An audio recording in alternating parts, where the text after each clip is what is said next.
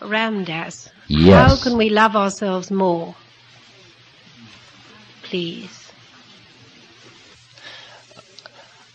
Instead of the term, how can we love ourselves more, I'd like to ask, how can we accept ourselves more? That in the way most of us have been socialized, the way in which a child learns, the initial learning, is that the parent is under pressure to socialize the child, to make the child socially functional. And in doing that, they emotionally, whether they intend to or not, reward and punish the child for behaviors. And the result is that when that starts very early, before there is a lot of reasoning process between the parent and the child develops certain emotional feelings that certain ways it is in its natural state are not acceptable. And the result is some feelings of unworthiness or inadequacy or something in most human beings as the result of socialization. Very few people ever come through socialization unscathed in some way or other. I mean, that's not an unfair statement, I don't think. So in a way you could see that ego or personality is in a way built upon, and that's where Freud understood it. He saw that the repression of id, or impulse life, because of the way the society has to deal with a child's impulses to get it to be socialized, usually is left with a feeling that somehow I'm bad. I have these things that are not acceptable. And so then you build this social structure, and often what you end up with is a personality that's constantly looking to the world and other people. Do you approve of me? Do you like me? Am I good enough? Am I acceptable to you? And have I achieved enough? And you get an A for effort, and you feel good. And if you don't get the A, it's not like you feel nothing, you feel bad. And it's as if the baseline is negative, not zero. Do you hear the issue that I'm talking about? Now, so that you're constantly using your life experiences as a way to disprove a basic negative feeling about yourself.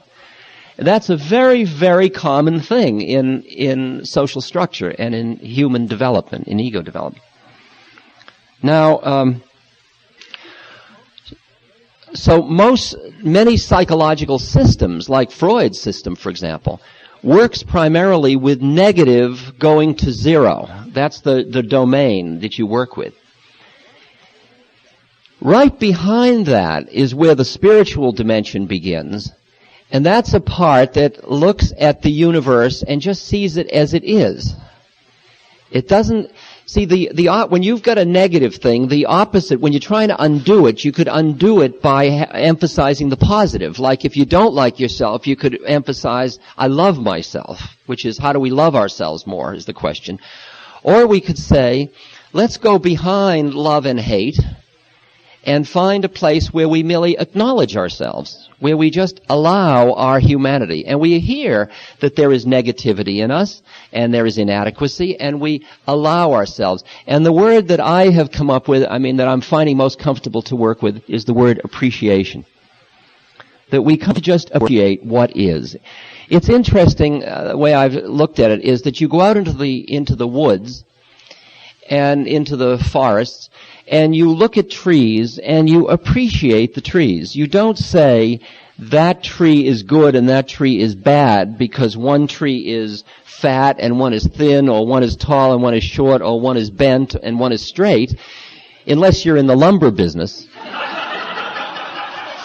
For the most part, you just look at the trees and you appreciate them the way they are. They are what they are, and you can appreciate them. But the minute you get near humans, it's interesting that you immediately go into a judging mode. You come into better and worse. And you do that out of your own insecurity. You do that out of your own need constantly to be reassuring yourself. So you're saying that person is got more hair than I do, or that person is see, that's the one I picked. So I wonder why. That, or you go into, you find dimensions constantly judging and equating. Am I as good as? Am I equal to? Am I as good a mother? Am I as beautiful a woman? Am I as effective a worker? Am I whatever it is, whatever dimension? And you get caught in constantly living in a judging realm. And if you start to practice seeing people as trees, I don't mean in the in the sense of just appreciating what they are, including yourself. It's just starting to appreciate yourself. Appreciate your humanity. Like when I'm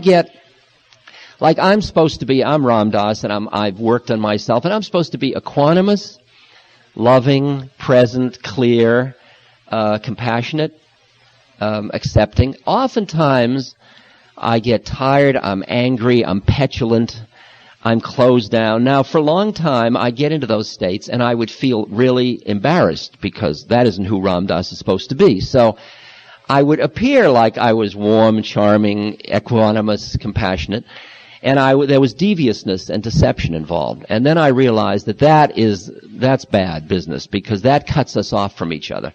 And I had to risk my truth.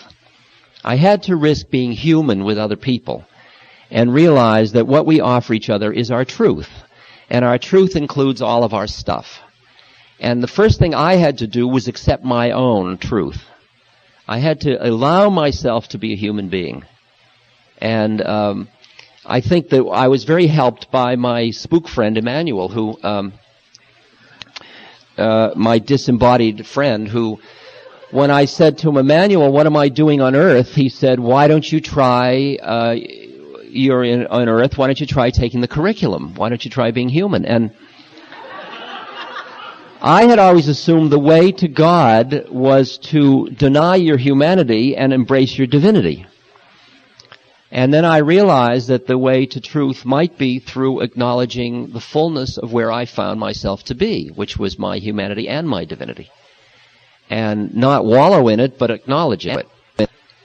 And not reverence it or judge it. Just appreciate it. Just allow it. Allow my humanity.